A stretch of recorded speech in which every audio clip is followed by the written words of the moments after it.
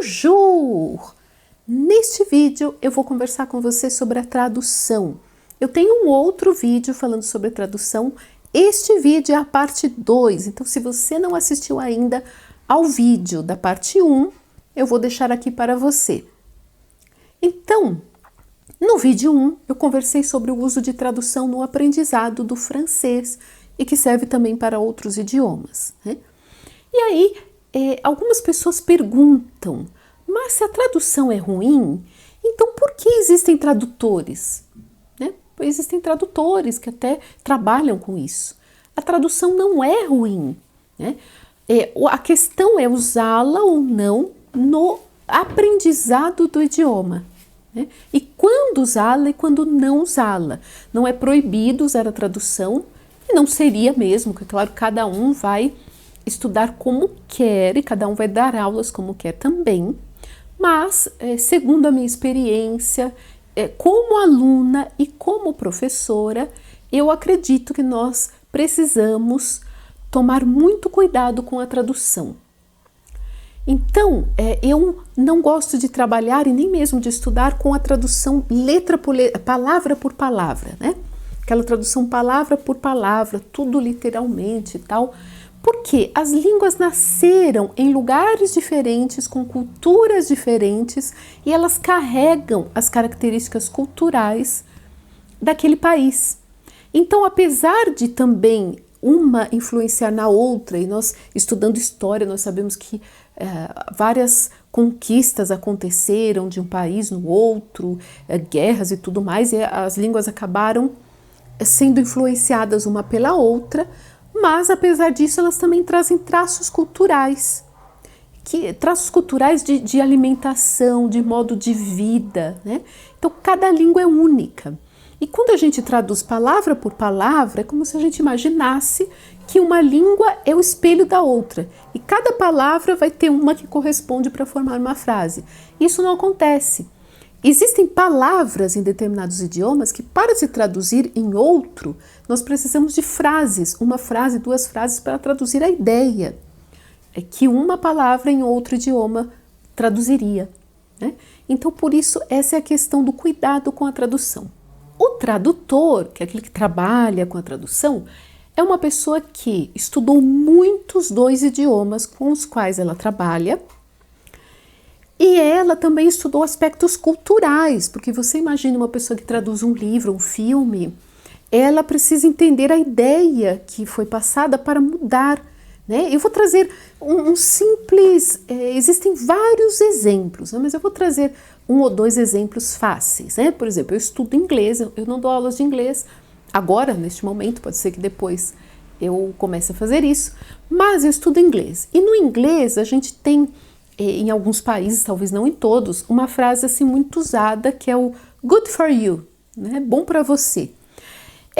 Essa frase, né, eu interpretava de uma maneira mais negativa, porque eu achava que quando a pessoa dizia isso, ela não estava dando a menor importância, né, para aquilo que eu estava contando. Então, eu contava uma coisa e a pessoa, good for you, né, bom para você. Porque em português a gente tem essa, pelo menos aqui no Brasil, em São Paulo, porque a gente sabe que existe uma variação enorme, né? Mas eu em português, para mim, pelo menos, essa frase ela tem um peso, né? Que é bom para você. Quando eu falo bom para você, porque eu não tô nem aí, né? E aí eu interpretava assim, mas na verdade depende da entonação. Algumas vezes a pessoa fala good for you, como nós diríamos aqui, puxa que legal, parabéns, né?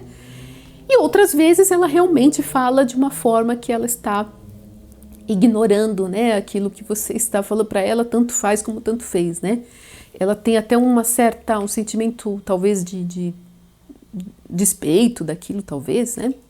Sarcasmo, né? Pode ser um sarcasmo também. Então você vê que depende da ideia, mas quando você traduz para o português, se você quer dar o mesmo entusiasmo, caso ela esteja falando com entusiasmo, eu já traduziria como puxa que legal, parabéns, porque essa é a forma com a qual eu, por exemplo, as pessoas que convivem comigo expressam entusiasmo, né? Então, para você ver como a coisa é interessante de traduzir, né?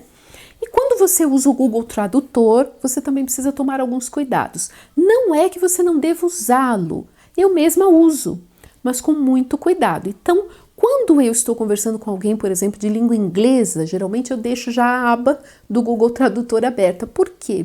Porque às vezes eu perco palavras, né, facilmente. Então, eu coloco ali, vejo a palavra, mas eu pergunto para a pessoa, né, porque nem sempre a tradução do Google vai corresponder àquilo que é correto. Ou aquilo que eu quero, pelo menos, né? E às vezes uma palavra tem várias traduções. Banco, aqui em português, pode ser o banco de dinheiro, pode ser o banco de sentar, o banco da praça, que também eu sento nele, mas é diferente daquele banquinho, né? E então, quando você usar o Google para palavras isoladas, você procura aquela palavra, né? Aí você pega aquela palavra, por exemplo, o banquinho de sentar, em francês, é tabouret, que é diferente do banco de dinheiro, que é banque. Então, quando você pega aquela palavra, você coloca no Google, mas imagens, para você ver a imagem se corresponde àquilo que você está pensando que tem a ver com aquele contexto, né? Para você usar o Google Imagens, coloque google.fr se for da França, IT se for da Itália, ES se for da Espanha, .com.ar se for da Argentina, e por aí vai. E aí você procura, escolhe o idioma nas configurações, porque você quer a pesquisa de imagem daquele país. E aí você traduz e depois você coloca lá. Dá um pouquinho de trabalho, né? Mas você saberá que aquela palavra realmente significa aquilo que você acha que ela significa, né? E aí você evita algumas complicações e mal-entendidos. Algumas pessoas traduzem frases inteiras, textos no Google, e aí elas correm o risco de trazer informações equivocadas. Isso aconteceu com o fabricante desta caneta. Então, traduziu, né, de maneira automática e vocês perceberam que a tradução não correspondia àquilo que ele queria dizer, pelo menos, né? Então, tome muito cuidado com a tradução. Traduza, assim, alguma palavra que você não conheça, pesquise bastante. E se você tiver um professor, uma professora que possa guiar o seu aprendizado de maneira a evitar mal-entendidos, é melhor ainda, né? Eu tenho um curso no qual eu guio o aluno estuda passo a passo e eu já trago todo o material lá, não precisa fazer aquela pesquisa e procurar, né? Ele já tem as imagens do vocabulário, com o áudio, com a pronúncia, tudo direitinho, né? Então, quando você estuda por um curso assim, guiado e bem formulado, você corre menos riscos. Se você estuda sozinho, sozinha, então você procure materiais mais confiáveis, e procure também fazer todas essas verificações para que você não entre em erro. Nos vemos então no próximo vídeo. À la prochaine vidéo. Salut!